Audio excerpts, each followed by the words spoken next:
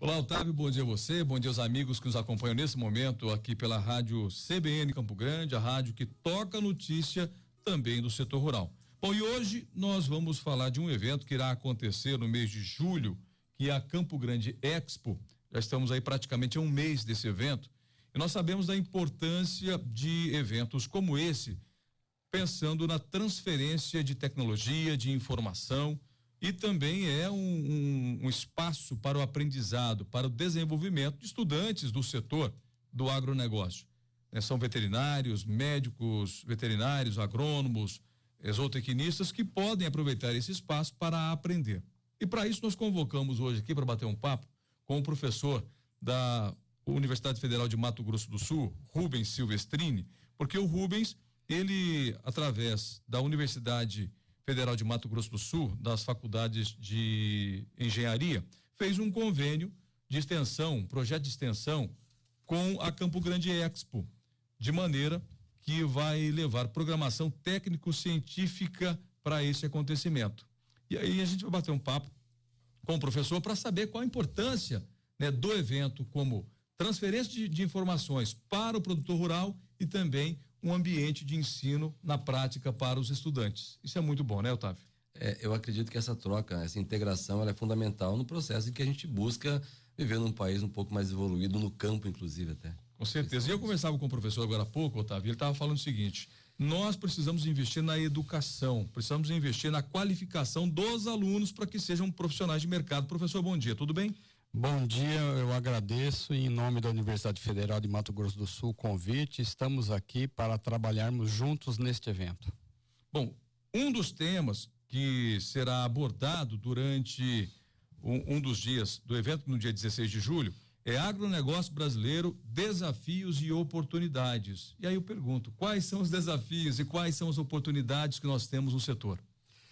Bom, veja bem, a questão dos desafios, nós temos um problema hoje muito grande para o produtor rural, que é a carga tributária que nós temos, que incidem em cima dos nossos produtos. O Mato Grosso do Sul hoje, ele está de parabéns na produção. Infelizmente, nós temos o problema da logística, é um grande desafio. Nós temos o problema da tributação, que é um outro desafio. E nós temos também a oportunidade de estar discutindo isto no evento. Então, os desafios maiores, eu acredito que sejam esses. As oportunidades, o mercado mundial, ele se aquece rapidamente. Nós somos grandes produtores aqui no Mato Grosso do Sul, não só de soja, também de gado, também de carne para exportação, para consumo interno, exportação para outros estados. E nós também temos aí o advento da cana, que cresceu bastante no Mato Grosso do Sul, o eucalipto, com as indústrias que vieram para cá de papel e celulose. E nós não podemos esquecer também do milho safrinha e de outras produções, a suinicultura, a ave. Então, os setores do agronegócio do Mato Grosso do Sul, eu sempre falo, eles estão de parabéns. Quem não está fazendo a sua parte, talvez seja a política pública do país. Eu me lembro, Otávio, que quando eu ainda fazia o ginasial, lá em 1914, mais ou menos, já faz um tempinho, e eu tinha um professor chamado professor William, e ele dava aula de OSPB. Lembra? Naquela época da palmatória ainda. Da palmatória ainda, viu? Ele ficava de joelho no milho. E ele dizia o seguinte, que o Brasil, nós tínhamos um dom natural que era o setor primário, a produção de alimentos. Tanto é que a carta de Pero Vaz de Caminha, ao rei de Portugal, quando chegou aqui, disse o seguinte: majestade, aqui tudo que se planta dá. Isso. E o Brasil tem essa aptidão, essa característica de produção.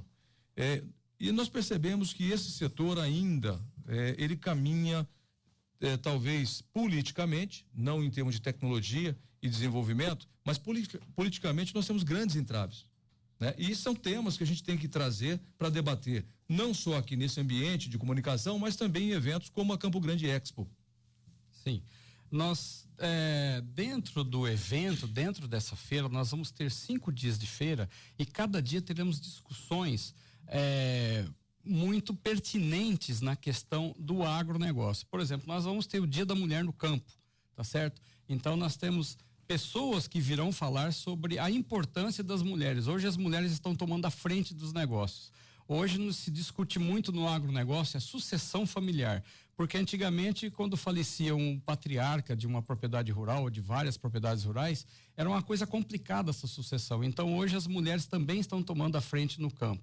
nós temos o dia do capataz, nós temos o dia do agronegócio em si, da questão econômica. Então nós temos aí vários dias trabalhando assuntos diferentes para que o produtor rural, para que o estudante, para que o profissional, para que os pesquisadores estejam difundindo suas tecnologias e aprendendo também.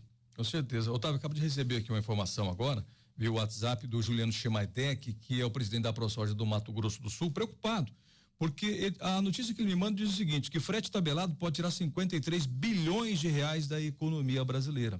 E a gente está discutindo hoje meios e formas, e o professor trouxe para a gente muito bem que a questão não é a tecnologia, não é o trabalho, não é a terra, né? Não é a produção, são as políticas do agronegócio, né? E a carga tributária incidente sobre o setor. Professor, isso é muito limitante, né? Sim, eu tenho um dado que é muito interessante, que, por exemplo, a falta de armazenamento que nós temos aqui no estado, tá? O armazenamento de 1 tonelada de soja por 6 meses aqui, ela é mais do que o dobro do custo dessa tonelada no Mato Grosso. Então nós temos, além de problemas na política agrícola em relação ao nosso produtor, nós temos o problema também do armazenamento, que é uma falta de cultura, uma falta de incentivo. O governo federal nunca incentivou o cidadão brasileiro a fazer poupança, e o brasileiro cresce achando que poupança não rende. O que tem que render é o trabalho, é a força, especificamente na minha pesquisa, é a força do campo. E eu falo o seguinte, o governo, ele também erra na política pública de não criar condições e não criar a cultura do armazenamento. O armazenamento nada mais é do que uma poupança para o produtor. Alguns produtores que conseguem investir em silos e armazéns, eles se dão bem porque chega na época da entre-safra, ele tem um poder de ganho, um poder de venda maior do que o produtor que teve que vender a sua safra logo após a colheita. Então, eu venho batendo nesta tecla há muitos anos. Além da carga tributária, o armazenamento, a logística da produção, do transporte da nossa produção, são os gargalos maiores da nossa economia. E é lógico, quando o mercado se abre, o mercado mundial ele se abre, nós temos condições de competir muito bem no mercado mundial. Nós temos uma produção a contento. Eu sempre falo o seguinte, na produção nós não temos problema. Somos eficientes, então. Somos eficientes porque nós temos as pesquisas, eu elogio sempre a Empresa Brasileira de Pesquisa Agropecuária, a Embrapa, que é um celeiro de pensadores que fazem na prática a mudança desse país. Ora, nós não falávamos em soja na década de 60. Tá? A soja praticamente é uma cria que eu falo da Embrapa. Eu sou da Universidade Federal, mas eu elogio muito meus colegas da Embrapa, porque lá eles ficam quietos no canto dele, mas eles que fazem a mudança no campo.